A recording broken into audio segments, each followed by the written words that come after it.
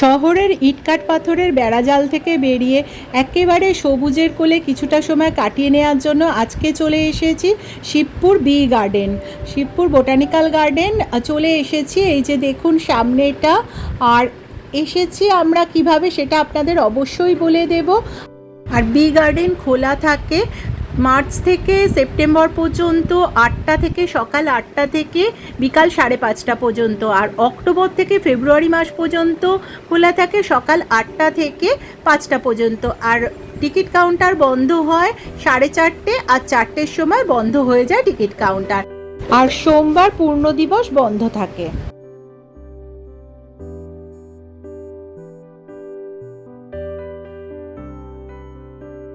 ঘুরে দেখি, আমরা তো এসেই গেছি, এবার আস্তে আস্তে এগোতে থাকবো, দেখতে থাকবো। আর মাঝখানে সবুজের মাঝখান দিয়ে হেঁটে যাওয়ার তো মজাই আলাদা, সেই মজা তো আমি উপভোগ করবই, আর তার সঙ্গে অবশ্যই সঙ্গী হবেন আপনারা। আর চলুন দেখতে তো থাকি। আর চারদিকে এই গাছের সমারোহের মধ্যে এসে যেন নিজেকে পুরো হারিয়েই ফেলেছি।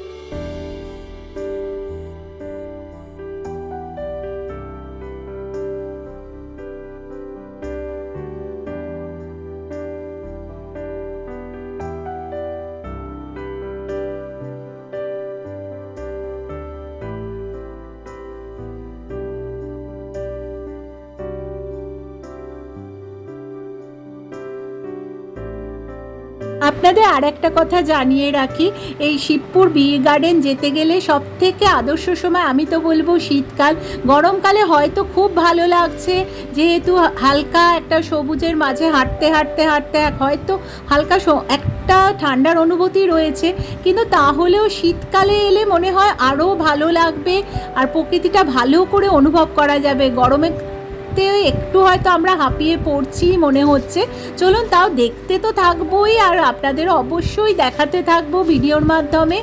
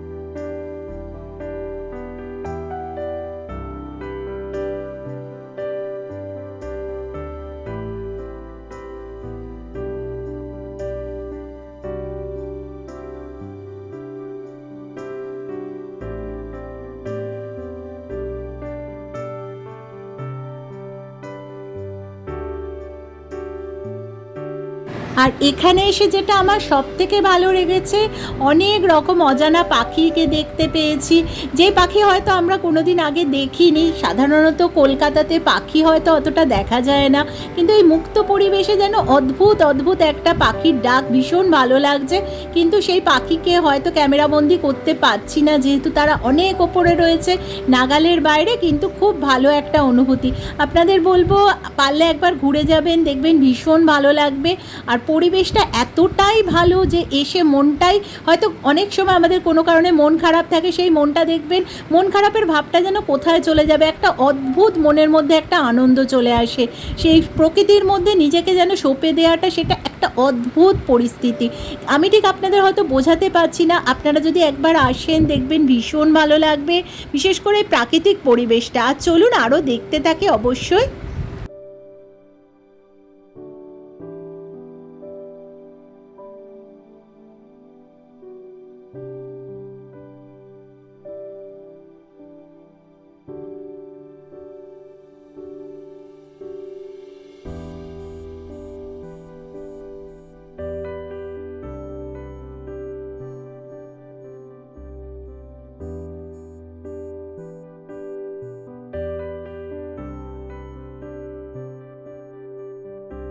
আর হাঁটতে হাঁটতে যাচ্ছি, যাওয়ার পথে এই দেখুন পাশেই পড়েছে বিভিন্ন রকম জবা ফুল। আর সেই জবা ফুলের যেমন সাইজ, এক একটা জবা ফুল বিশাল বড় বড় সাইজের দিকেও, আর বিভিন্ন রঙের জবা ফুল যেগুলো সাধারণত খুব একটা দেখা যায় না। ওনাদের খুব যত্নের ফল ধরতে গেলে এই জবা ফুল।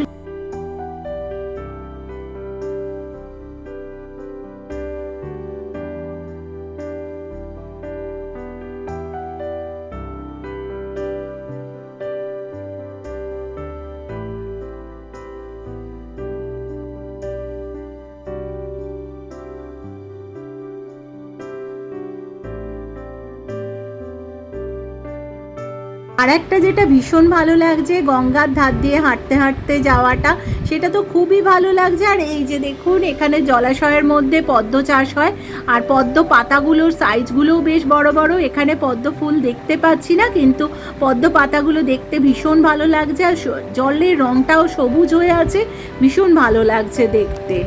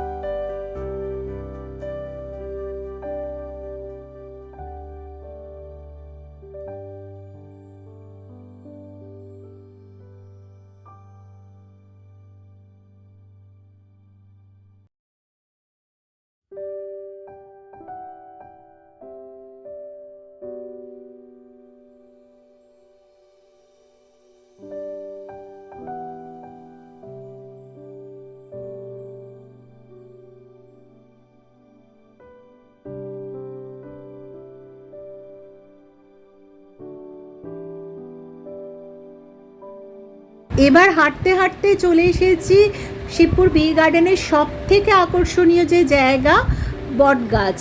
আর এই বটগাছ প্রায় 300 বছর ধরে দাঁড়িয়ে আছে, যেটা শতাব্দী প্রাচীন বটগাছ। আর এখন যে মূল কাণ্ডটা সেটা নেই, আর তার সঙ্গে যে ঝুড়িগুলো নেমেছে দেখুন, এই যে শাখা প্রশাখাগুলো প্রভাব বিস্তার করে রয়েছে। আর কিছু কিছু ক্ষেত্রে যেহেতু কালের নিয়মে সব কিছুরই তো একটা ক্ষয় হয়, তার সঙ্গে প্রাকৃতিক দুর্যোগ, সেই জন্য বাঁশ দিয়ে দেখতে পাচ্ছি অনেকটা সাপোর্ট করা রয়েছে, যাতে আর না ডালগুলো ভেঙে পড়ে। অনেকটা জায়গায় বাঁশের ব্যারিকেড করা রয়েছে।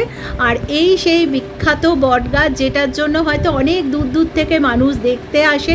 অবশ্যই অনেক কিছুই দেখার আছে এখানে, কিন্তু তাহলেও এই বটগাছের জন্যই একটা আলাদা আকর্ষণ ধরতে গেলে এই বি গার্ডেনের। আর এই যে দেখুন লেখাটা, আশা করছি আপনারা বুঝতে পাচ্ছেন, লেখাটা তুলেছি। আর অনেকেরই হিন্দির জন্য সুবিধা হয় বলে হিন্দিটাও তুলেছি আপনাদের সুবিধার জন্য। আর 3টে ল্যাঙ্গুয়েজে আমি চেষ্টা করছি তুলতে, যাতে আপনাদের বুঝতে সুবিধা হয়।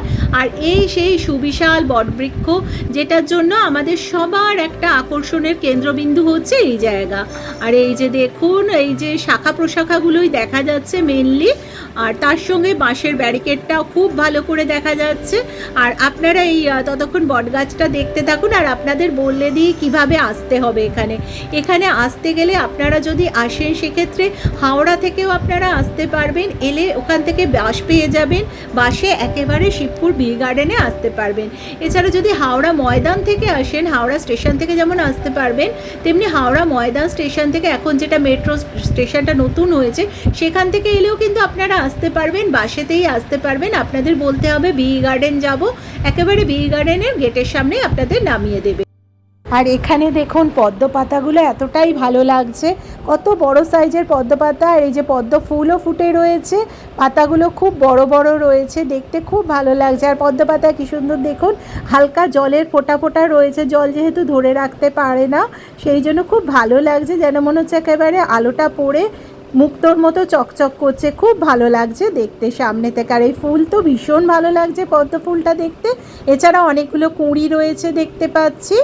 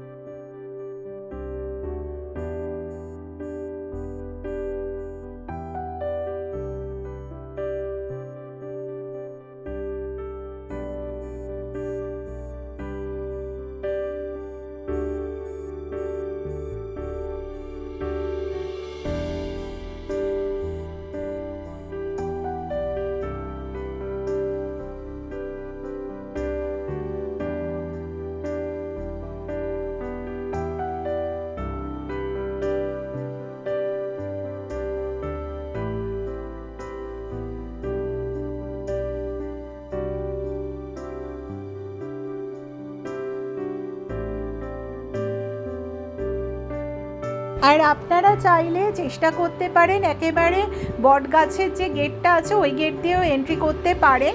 আর তাছাড়া আমরা অন্য দিকের গেটটা দিয়ে যেহেতু এন্ট্রি করেছি, সেই জন্য আমাদের একটু হাঁটতে হয়েছে।